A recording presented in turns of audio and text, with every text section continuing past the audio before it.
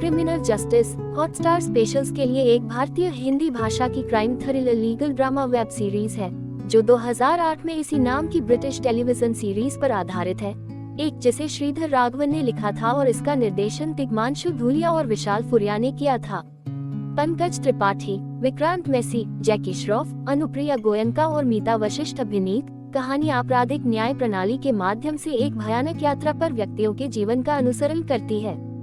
5 अप्रैल 2019 को हॉटस्टार के माध्यम से आपराधिक न्याय जारी किया गया। इसे मुख्य पात्रों त्रिपाठी, मेसी और श्रॉफ के क्रमशः अभिनय की प्रशंसा करते हुए आलोचकों से सकारात्मक प्रतिक्रिया मिली। फरवरी 2020 में निर्माताओं ने दूसरे सीजन की घोषणा की, जिसका शीर्षक था criminal justice behind closed doors, जिसे डिज्नी हॉटस्टार के माध्यम से 24 दिसंबर 2020 को रिलीज किया गया था। 3. क्रिमिनल जस्टिस अधूरा सच सीरीज का तीसरा सीजन है, जिसका प्रीमियर डिज्नी प्लस हॉटस्टार पर हुआ है। यह एक युवा हस्ती की हत्या के मामले का अनुसरण करता है। क्रिमिनल जस्टिस एक थ्रिलर सीरीज है जिसमें पंकज त्रिपाठी, विक्रांत मैसी, जैकी श्रॉफ, अनुप्रिया गोयनका, मीता वशिष्ठ, रुचा इनामदार, जगत रावत, ऋतुराज सिंह तोहना वोरा ने अभिनय किया है। श्रृंखला इस बात पर केंद्रित है कि कैसे सनाया रथ मधुरिमा रॉय द्वारा चित्रित की हत्या का झूठा आरोप लगाने के बाद आदित्य शर्मा, विक्रांत मैसी द्वारा चित्रित का जीवन बदल जाता है। श्रृंखला को 10 एपिसोड में विभाजित किया गया है। श्रृंखला की शुरुआत आदित्य शर्मा को एक कैब ड्राइवर के रूप में पेश करने से होती है, जो एक मध्यम वर्गीय परिवार से आता है। वो अपना काम पूरा करने के बाद एक पब में अपने दोस्तों से मिलने की योजना बना रहा होगा, लेकिन एक गाली गलौज वाली महिला उसकी कैब में बैठती है और स्थान बदलती रहती है, जिसके कारण उसकी सारी रात की योजनाएं खतरे में पड़ जाती हैं। उससे बात करते समय उन्हें पता चलता है कि वे एक ही कॉलेज के पूर्व छात्र हैं। महिला मिजाज से पीड़ित है, इसलिए आसानी से पता लगाया जा सकता है कि वह एक ड्रग एडिक्ट है। बाद में महिला का नाम सनाया राठौर बताया गया।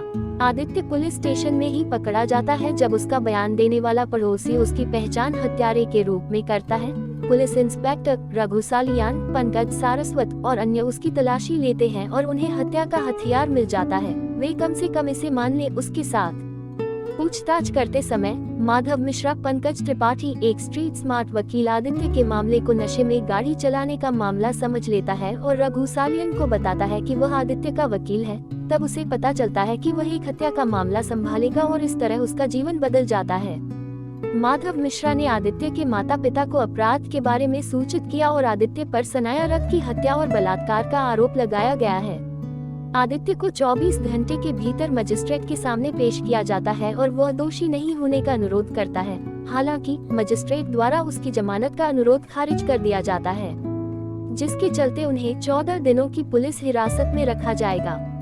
आदित्य नाक को टेस्ट करने के लिए तैयार हो जाता है और उसका एक चुना हुआ हिस्सा ऑनलाइन दिखाया जाता है। लोग उस टैक्सी सेवा कंपनी को शर्मसार करने लगते हैं जहां आदित्य काम कर रहा होगा। आदित्य का साला गौरव द्विवेदी जल्द ही कर्ज न चुकाने के कारण वसूली एजेंटों द्वारा परेशान होने लगता है। आदित्य की बहन रुचा इनामदार अपनी नौकरी खो देती है और पूरा परिवार समाज द्वारा उपहास का शिकार हो जाता है।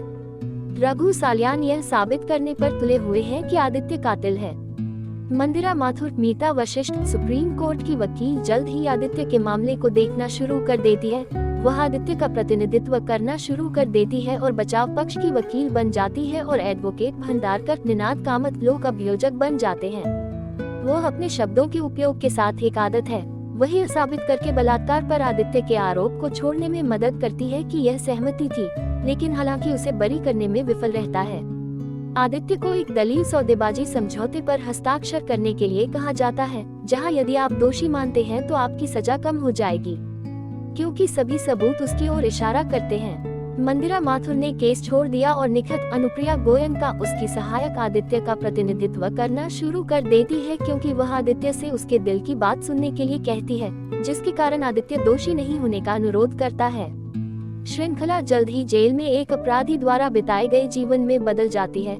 यह वह जगह है जहां हम आपराधिक न्याय सीजन 1 और शशांक मोचन के बीच समानता आकर्षित कर सकते हैं, जहां आप आदित्य को एंडी डुफ्रेस्ने, टिम रॉबिन्स की तरह धीरे धीरे जेल के माहौल में ढालते हुए देखते हैं। जब तालुकदार दिव्येदु भट्टाचार्य उसे बहकाने की कोशिश करता है, तब तक क्या तुषार गवारे द्वारा बचाए जाने के बाद वह मुस्तफा, जैकी श्रॉफ और गिरोह में शामिल हो जाता है। जेल पूरी तरह से 2 समूहों में विभाजित है, लयाक का गिरोह और मुस्तफा का गिरोह। आदित्य मुस्तफा और गिरोह के साथ झगड़ना शुरू कर देता है और एक एपिसोड में आदित्य को जेल में ड्रग्स की तस्करी के लिए गलत तरीके से पकड़े जाने के लिए मुस्तफा के साथ 1 साल के लिए एकांत कारावास में भेज दिया जाता है। और फिर श्रृंखला इस बात पर ध्यान केंद्रित करती है कि आदित्य कैसे मुस्तफा के गिरोह के सदस्य की तरह लयाक के खिलाफ विद्रोह करना शुरू कर देता है।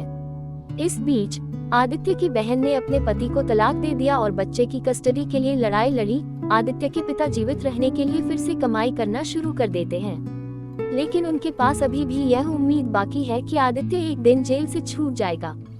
मामले में वापस आकर निखत और माधव एक साथ मामले की जांच शुरू करते हैं और वे एक दूसरे के साथ अच्छे संबंध बनाते हैं।